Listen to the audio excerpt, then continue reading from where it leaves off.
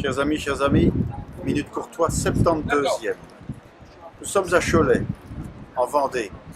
Pourquoi? Parce que c'est la Vendée qui a le grand départ du Tour de France 2018 et que la ville de Bruxelles va l'organiser en 2019. Nous sommes non seulement venus voir comment cela se passait, pratiquement, opérationnellement, mais aussi pour remercier les autorités de Vendée parce que c'est grâce à elles qui ont ouvert la porte à ce qu'on puisse organiser le grand départ en 2019, parce que c'était normalement la Vendée, mais par amour d'Eddy Merckx, pour Eddy Merckx, ils ont accepté d'avancer d'un an leur grand départ, et c'est la raison pour laquelle nous sommes ici. Ceci ne m'empêche pas de recevoir du courrier, de nombreuses communications, des lettres, des mails, de voisins, de personnes qui habitent aux alentours du parc Maximilien. J'ai déjà fait allusion à cette problématique la semaine dernière.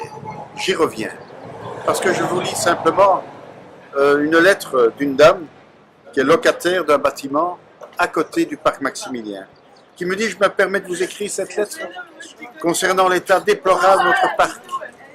Je suis maman de 5 filles, dont 2 petites, 9 et 12 ans, qui me réclament sans cesse de les laisser jouer au parc, ce qui est justement totalement impossible, et vous savez pourquoi. Oui, vous savez pourquoi. Est-ce que ce parc Maximilien est forcément, maintenant, devenu la destination obligatoire de la migration à Bruxelles-Centre, des migrants à Bruxelles-Centre? Est-ce que ce parc Maximilien a la vocation d'accueillir forcément tous les migrants à Bruxelles-Centre? Eh bien, nous disons non à un moment donné. Il faut savoir que la ville de Bruxelles prend un certain nombre d'initiatives humanitaires. Nous transportons les personnes vers un centre à Arles. Nous les faisons y loger, nous leur donnons à manger. Mais à un moment donné, il faut que les autorités publiques arrêtent de dire n'importe quoi et surtout détournent la tête devant la réalité.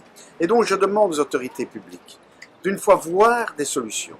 On pourra en avoir une simple. On va délocaliser l'Office des étrangers. On pourra en avoir une simple. Il doit y avoir encore dans ce pays, ou quelque part ailleurs qu'à Bruxelles-Centre, une caserne, un endroit où l'on peut faire en sorte qu'il y ait et l'accueil et la mise en état de la procédure, en tous les cas pour les demandeurs d'asile. Il faut écouter le quartier. Il faut à un moment donné qu'on prenne des décisions et non pas tourner la tête et faire comme si rien n'existait.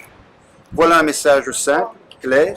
Il faut oser le dire, il faut oser en parler, il faut en tous les cas oser à un moment donné prendre les décisions.